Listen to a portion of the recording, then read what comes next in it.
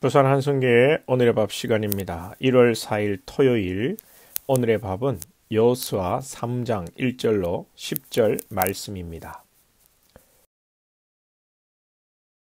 또 여호수아가 아침에 일찍이 일어나서 그와 모든 이스라엘 자손들과 더불어 시딤에서 떠나 요단에 이르러 건너가기 전에 거기서 유숙하니라. 사흘 후에 관리들이 진중으로 두루 다니며 백성에게 명령하여 이르되 너희는 레위 사람 제사장들이 너희 하나님 여호와의 언약궤 매는 것을 보거든 너희가 있는 곳을 떠나 그 뒤를 따르라. 그러나 너희와 그 사이 거리가 2000규빗쯤 되게 하고 그것에 가까이 하지는 말라. 그리하면 너희가 행할 길을 알리니 너희가 이전에 이 길을 지나보지 못하였음이니라. 하니라.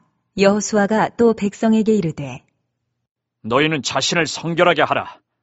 여호와께서 내일 너희 가운데 기이한 일들을 행하시리라. 여호수아가 또 제사장들에게 말하여 이르되 언약궤를 메고 백성의 앞서 건너라. 하매 곧 언약궤를 메고 백성의 앞서 나아가니라.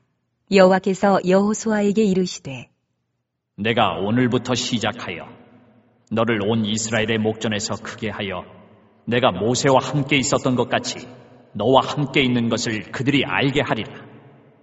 너는 언약궤를 맨 제사장들에게 명령하여 이르기를 너희가 요단 물가에 이르거든 요단에 들어서라 하라. 여호수아가 이스라엘 자손에게 이르되 이리 와서 너희의 하나님 여호와의 말씀을 들으라. 하고 또 말하되 살아계신 하나님이 너희 가운데에 계시사 가나안 족속과 헷 족속과 히위 족속과 브리스 족속과 기르가스 족속과 아모리 족속과 여부스 족속을 너희 앞에서 반드시 쫓아내실 줄을 이것으로써 너희가 알리라. 여호수아서입니다. 하나님께서 여호수아에게 용기를 주시고 여호수아는 2명의 정탐꾼을 보냈다고 이렇게 보고를 받습니다. 그리고 여리고성 사람들이 간담이 높습니다. 지금 여리고성 사람들은 바짝 두려움에 이렇게 사로잡혀 있습니다. 이 보고를 받고 이제 오늘 본문이 시작됩니다. 여호수아가 아침에 일찍 일어나서 시딤을 떠납니다. 시딤을 떠나 요단강에 이르러 3일을 유숙하고 언약궤를 따라 백성들 전체가 움직이는 것이 오늘 내용입니다. 먼저는 여호수아가 아침 일찍 일어나서 백성들을 이끌고 시딤을 떠나는 것입니다. 본문 1절을 보시면 또 여호수아가 아침 일찍 일어나서 그와 모든 이스라엘 자손들과 더불어 시딤에서 떠나. 우리가 하나님 앞에서 큰 사명을 감당하고 영적 전쟁을 할 때 중요한 것은 즉시 즉각적으로 하는 것입니다. 여호수아가 아침에 일찍 일어나서 이렇게 하는데 성경이 빈말이 하나도 없습니다. 일찍이도 아니고 아침 일찍이라는 말은 눈 뜨자마자입니다. 아침에 일찍이지만 히브리어 성경은 해 뜨자마자입니다. 구약 성경에 아침 일찍이 일어나라는 표현은 무려 64번이나 나옵니다. 대부분 하나님의 사람들이 하나님 앞에 결단하고 즉각 순종하는 이야기를 할 때 이 표현을 썼습니다. 아브라함이 이삭을 바칩니다. 이때도 아침 일찍 일어나 모리아 산으로 향합니다. 하나님께 이삭을 바치기로 했는데 그날 밤 아브라함이 한잠도 못 잤을 겁니다.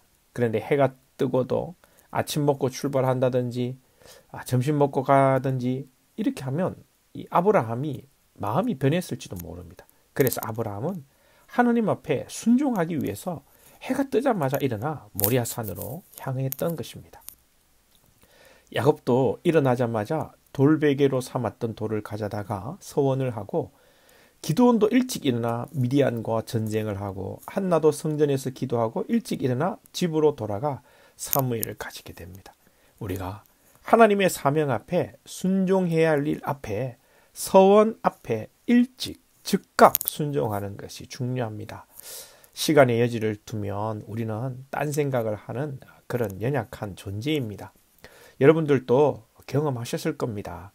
뭔가를 큰 것을 결심했습니다. 그런데 이것을 미루면 마음이 흔들리지요. 심지어 소원을 해놓고도 차일피일 미루다가 나중에 아예 머릿속에서 지워버립니다. 그러다가 무슨 일이 꽝 터지고 생기면 아차 10년, 20년 전에 소원했던 일들이 기억나고 깨닫게 됩니다. 2025년도 새해에 하나님께서 감동을 주시고 여러분이 또 스스로 결단한 것이 있다면 미루지 마시고 즉각 순종하는 우리의 삶이 될 수 있기를 축복합니다.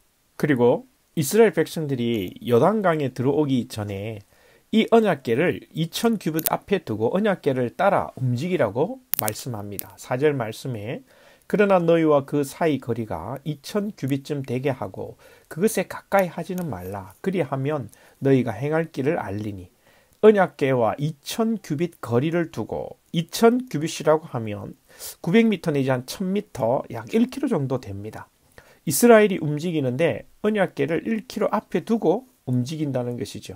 이것은 모든 백성이 언약궤를 뒤에서 보고 따르라는 말씀의 인도를 받으라는 말씀보다 그리고 앞서지 말라는 즉 말씀이신 예수님보다 하나님의 은혜보다 앞서지 말라는 뜻입니다. 언약궤는 예수님의 보혈과 은혜와 죄사함과 능력, 하나님의 임재를 상징하는 것입니다.